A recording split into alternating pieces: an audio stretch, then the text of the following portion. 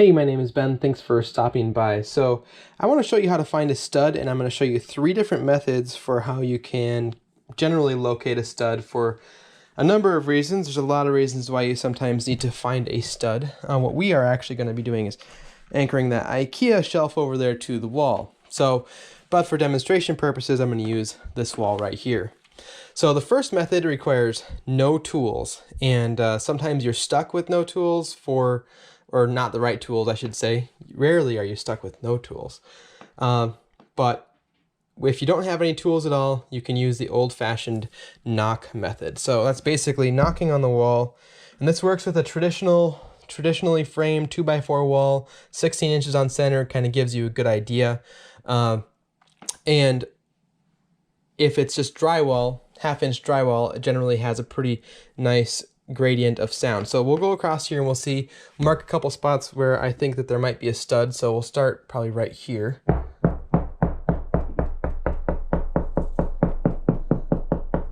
right, I'm gonna say there's one right there, most likely. So I'll break off a little piece of tape. This is just black electrical tape, and that kind of works nice for marking out where it is. Okay, let's keep going. That one's a little bit less clear.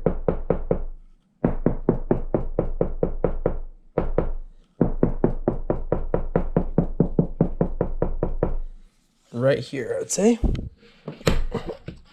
And we'll do one more.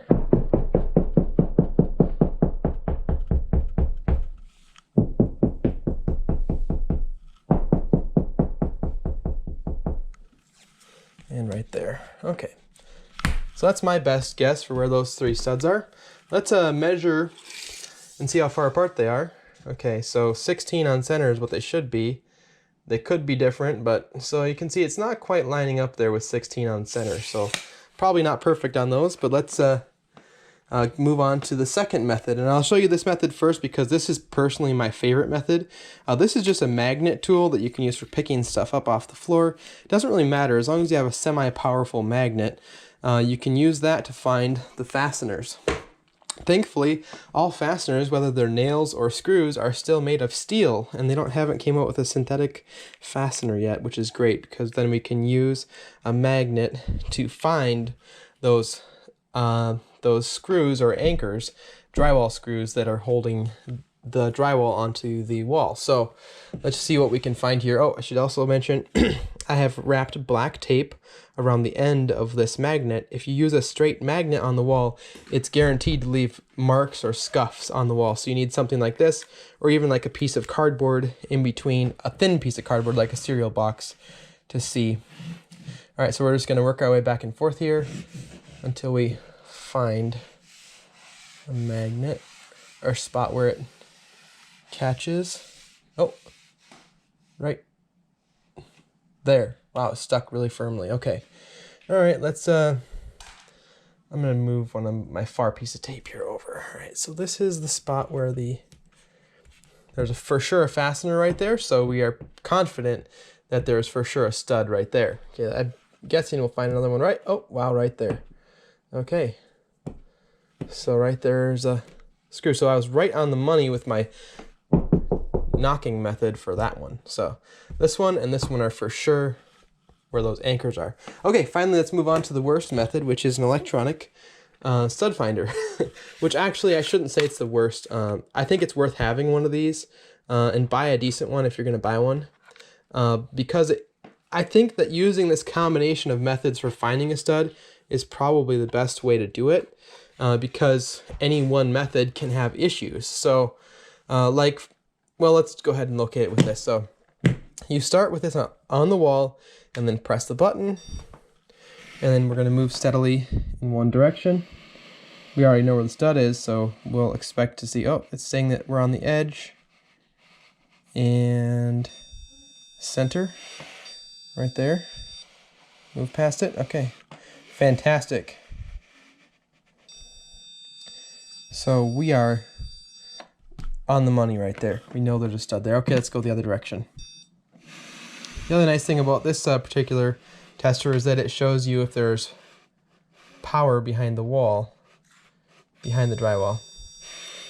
All right, well, This one's got a little discrepancy here. Now that's the thing.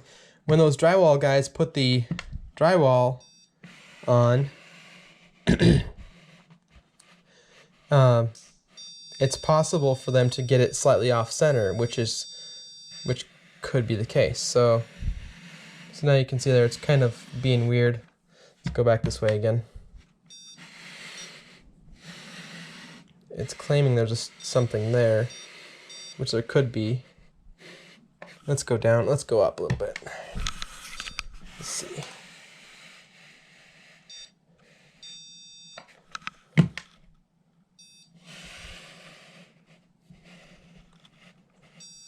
All right, so that's claiming that the center is right there.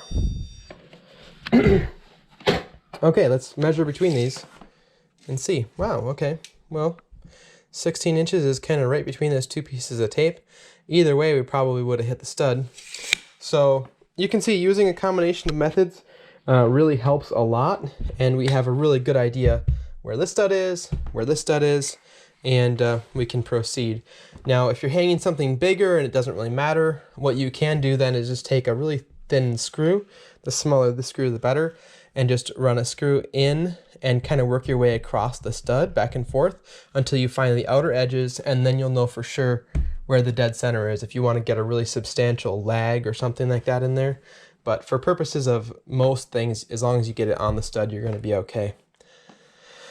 All right, so that is how to find a stud. If this video helped you out, please hit that thumbs up button and subscribe down below for more videos just like this one. This has been filmed with the GoPro Hero 7 Black. I think this is super view mode. I haven't used this before in a video, so. But yeah, thanks a ton for watching, and we're gonna get this shelf anchored in place here now, using those methods I just finished describing. All right, catch you later.